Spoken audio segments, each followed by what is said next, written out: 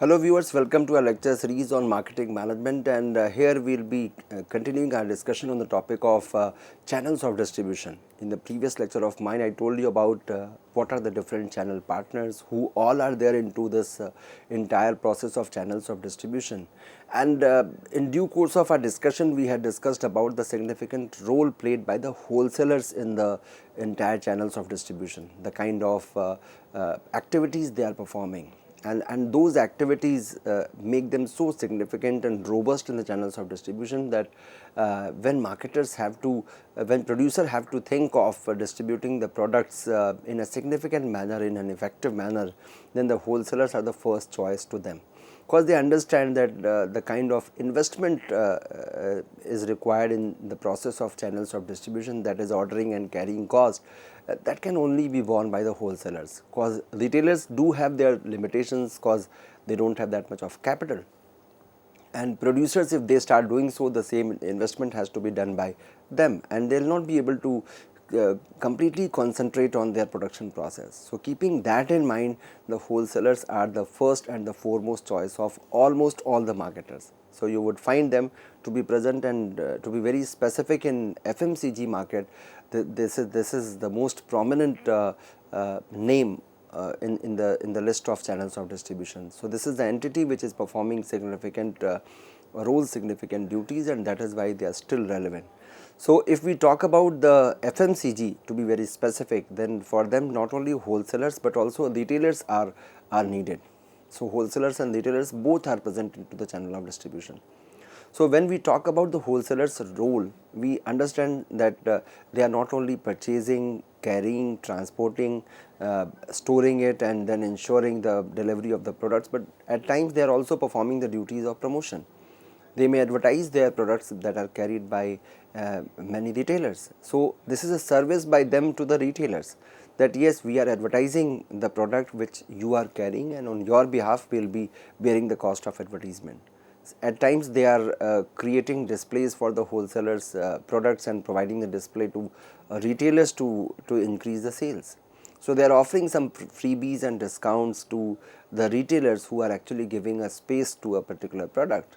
So at times the wholesalers, they fill a role in the promotion of the products that it distributes. So apart from doing the basic task of distributing the product from producer to the customers, they do ensure the promotional aspect of channels of distribution. And since distribution channels have evolved, some retailers, for instance Walmart and Target, if we look at them, they have grown so large that they have taken over the aspects of the wholesalers function.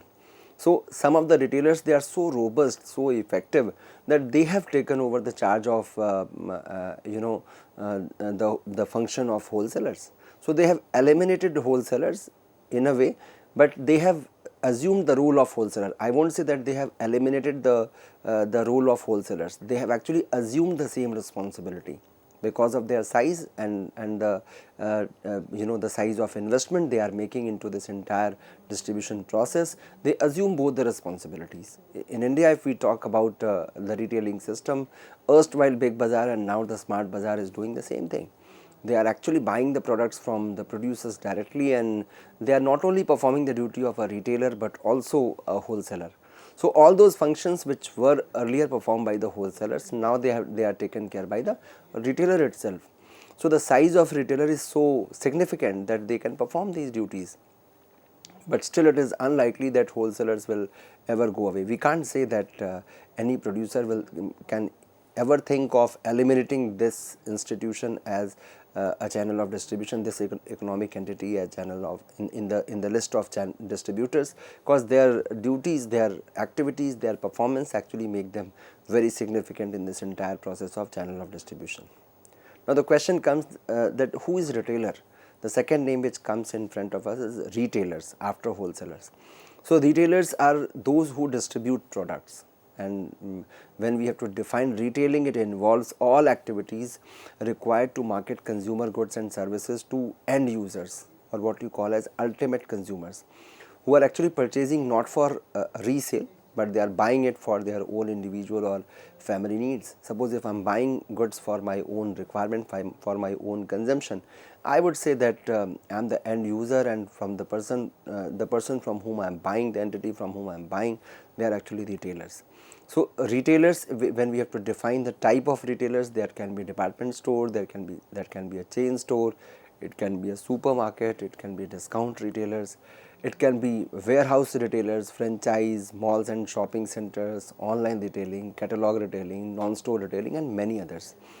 So in different formats, or that traditional neighborhood retailer who is always present for our service, they all are forming part of retailers. So retailer is actually the entity who is in direct contact with the customers or the end users who are actually buying it for their own consumption. So the format may be different.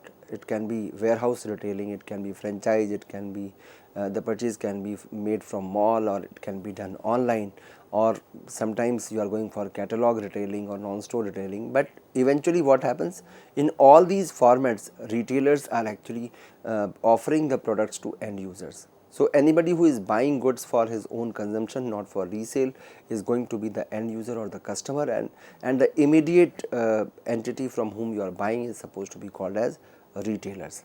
Now I'll be telling you what these entities are and how they are defined. If you ask me about departmental stores, what are departmental stores? They are actually characterized by their very wide product mix, as the term itself is indicating that they have different departments. Their segmentation is done on the basis of departmentalization. So they are opening different departments for variety of products. So they are using very wide product mix for this very purpose, and they carry many different types of merchandise, which may include hardware, clothing, appliances. So range is very wide, and each type of merchandise is typically displayed in a different section, or what you call as department in that specific store. That is why we call them departmental stores. But if we look at the year 1920, it saw the evolution of, rather I would call revolution of the chain store movement, because chain store businesses were so large, they were able to buy a wide variety of merchandise at discounted prices.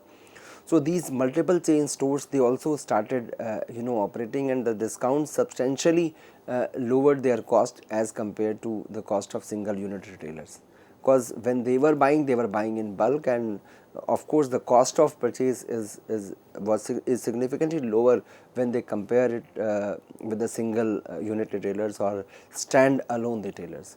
So what happened actually, result by they could set retail prices that were lower than their other counterparts, and of course when your cost is less, you can offer the products at a significantly lower prices than what other retailers are charging in the market. So this multiple chain store, this concept of multiple chain store became very prominent in due course of time. There are a number of examples, but when it comes to classroom discussion, Bata is the name which always comes in front of us when we talk about the multiple channel stores, or channels, multiple channels store movement when we talk about them. So there are a number of other products where they are having different channel partners, different multiple chain stores. But yes, that is the company which is prominently using, and since very long they have been using. So the benefit of multiple chain store is their bulk purchase, and they can pass on the benefit to the end users. Then comes supermarkets. Now, how do we define supermarkets? Supermarkets are basically large self-service stores with the central checkout facilities. So you are basically having a setup where the self-service is available, and you have to go for availing those services on your own. So they carry on extensive line of food items, and often non-food items as well, and their entire approach to the distribution of food and household cleaning and maintenance product is to offer large assortments, large assortments of goods at each store at a minimal price, at a nominal price. So their objective is that we are dealing with huge or large assortments of products, and that too is available at a minimal price, or at times discounts and offers are being offered to the customers.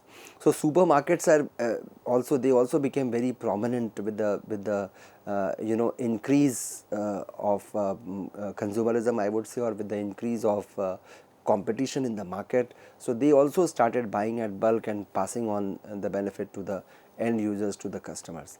So if you look at the Indian scenario, buying a product as maximum retail price is not the order of the day.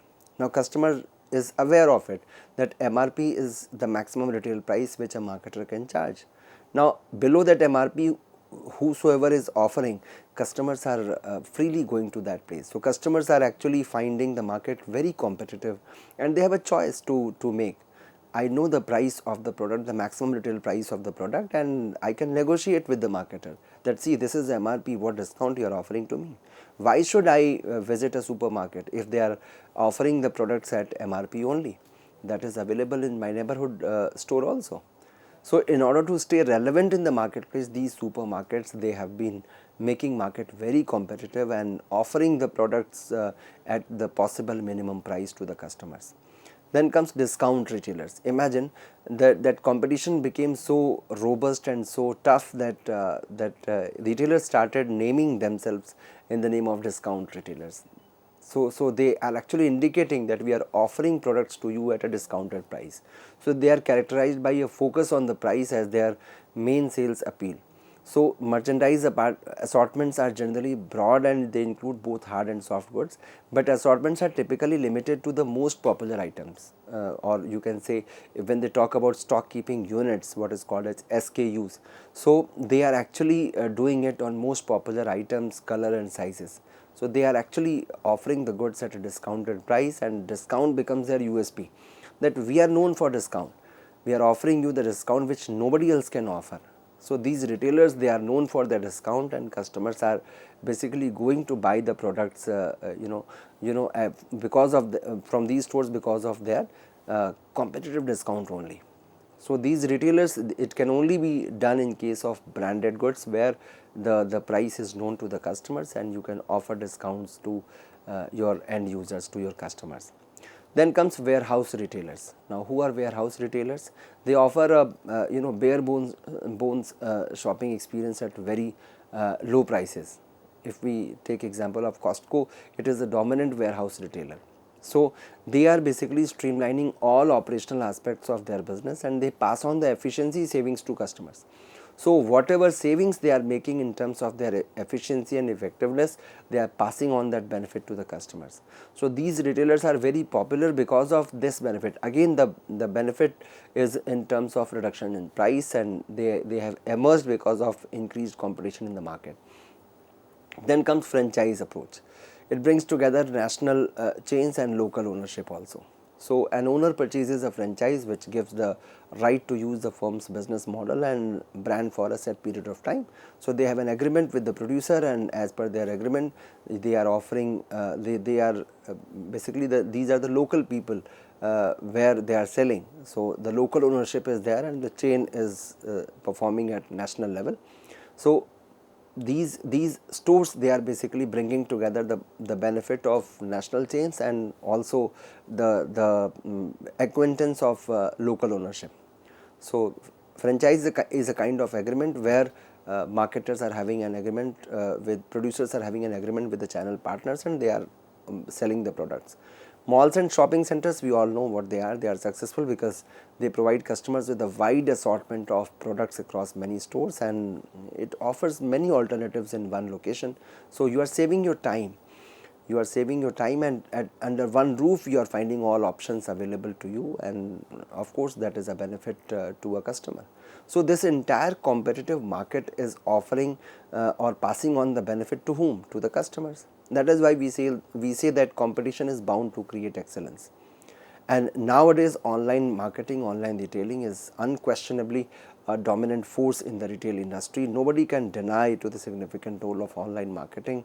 At your convenience, on a click only, you can compare all the products available in the given price range, or whatever product you are willing to buy, you have all the informations available, freely available online, and you can compare those products and place the order online and receive them at your convenience.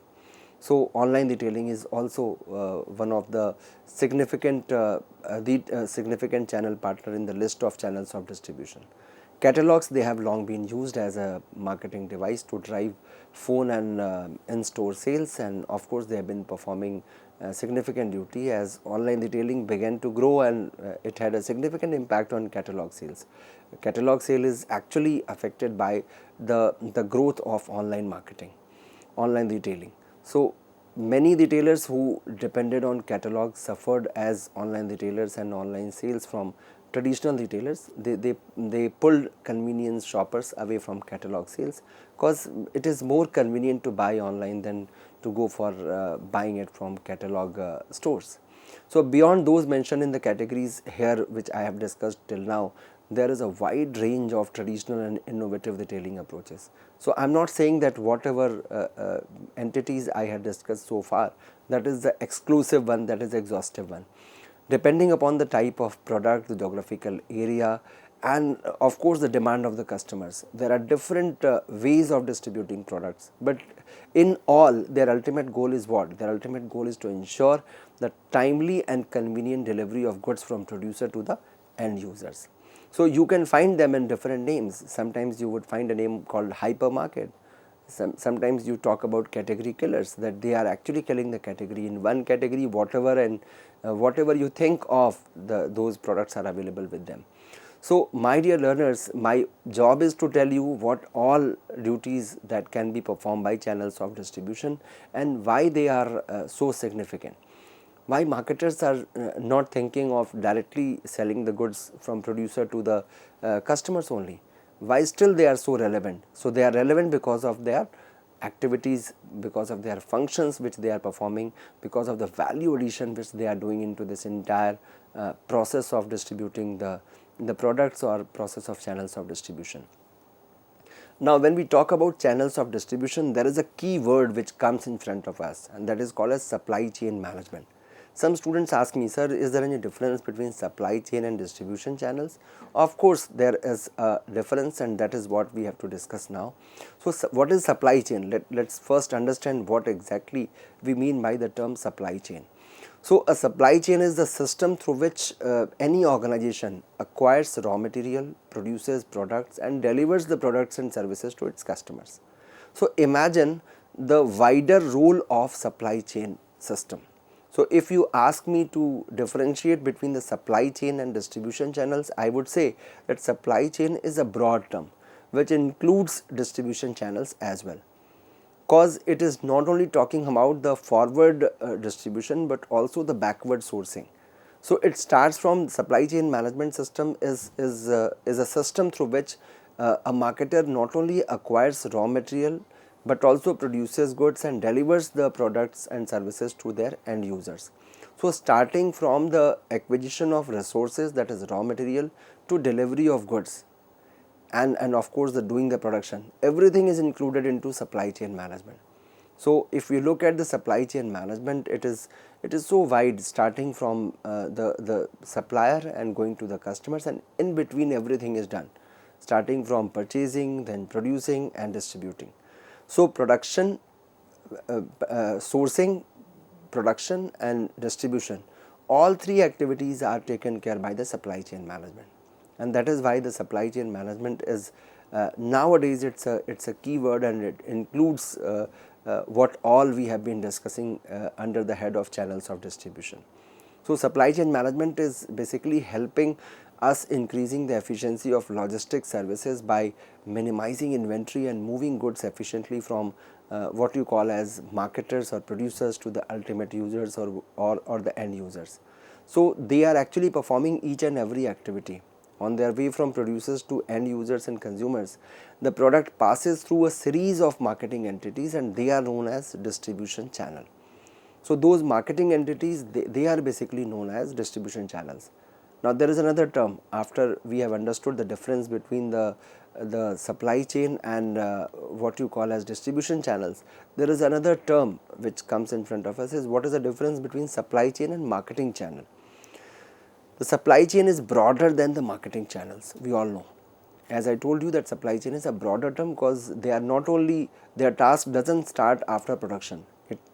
It starts well before the production process, and it continues till the product is distributed, or reaches to the end users or customers. If you talk about marketing channels, they are purely customer facing.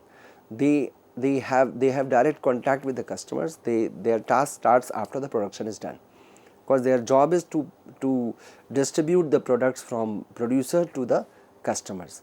So in this way you can understand that the marketing channel is basically the 50% of the entire channel of distribution, the entire supply chain. So if you take supply chain as 100, so of course you can say that the after production to distribution, that is called marketing channel, and before that it is also included into the supply chain. So supply chain is a broader word which can very well define the entire task of marketer, starting from the sourcing of the raw material to the distribution of goods to the ultimate user. So marketing channels are part of the marketing mix, and supply chain begins with the raw material and delves deeply into the production processes and inventory management. And these marketing channels are focused on bringing together the partners who can most efficiently deliver the right marketing mix to the customer, because they wish, their task is to maximize the value. They want to increase, they want to do the value addition. So their task is that only. Marketing channels, they offer a more narrow focus with the supply chain, because their task is to ensure the delivery from producer to the end users, or what you call as customers. Supply chain management, on the other hand, it seeks to optimize how products are supplied, which adds a number of financial and efficiency objectives which are more internally focused. Because when we talk about the entire supply chain management, it ensures that in the entire chain there is some value addition at every step. So when we talk about supply chain management, it ensures the convenient delivery of goods, and you cannot deliver what you wanted to unless your sourcing is proper. If your raw material is not available on time, how can you ensure the timely delivery of the products to the end users? So we cannot, gone are the days when we used to think in isolation that yes, as a factory my task is only to, as a channel of distribution my task is only to ensure the delivery from producer to the customers. Now we have to think, if you are making a promise to your customers, you have to ensure at the back end that whether your supplier is ready with the raw material or not. So you cannot live in isolation, you cannot ignore the significance of the sourcing of raw material, and that is why it is better to go for looking at a broader perspective and taking care of the entire supply chain, rather than simply focusing on distributing the products from producer to the customers. So marketing channels, their emphasis is on they emphasize a stronger market view of the customer expectations and competitive dynamics in the marketplace. But that can only be served when you are strong at the back end, when your suppliers are ready with the raw material, and that can only be done when your supply chain, your entire supply chain is robust. So these professionals, they are specialists in the delivery of goods when we talk about supply chain professionals, and marketers view distribution as one of the elements of marketing mix, in conjunction with product, price and promotion. Because when we talk about 4 P's, we have product, price, place and promotion, and place is taken care by the channels of distribution, or you can say channels of distribution is represented by the term place. So supply chain management is more likely to identify the most efficient delivery partner, and a marketer is more likely to balance the merits of a channel partner against the value offered to the customers. Nowadays when we talk about doing the marketing or distributing the goods in a globalized world, there is a term called global sourcing which comes in front of us. So there is always a debate going on in the emerging economies that all the MNCs which are coming to our own country, to be very specific, when we talk about emerging markets, they talk about local sourcing. But there is a term called global sourcing, which is very much prominent when we look at the entire activities of supply chain management. So global sourcing is what? It refers to buying the raw materials or components of your product which goes into the production process from around the world, not just from the headquarters country. So suppose if my company is headquartered in one country, so I won't talk about sourcing the goods from that specific country only when I'm believing into the global sourcing. Global sourcing has its own benefits also. And in today's world, when we are living in the era of globalization, we can't ignore the benefit of global sourcing. What it does, global sourcing not only offers us the competitive price but also the best of qualities.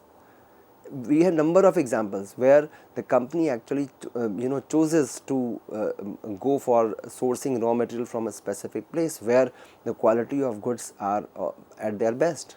If we take example of Starbucks, they are buying their coffee from locations like Colombia and Guatemala.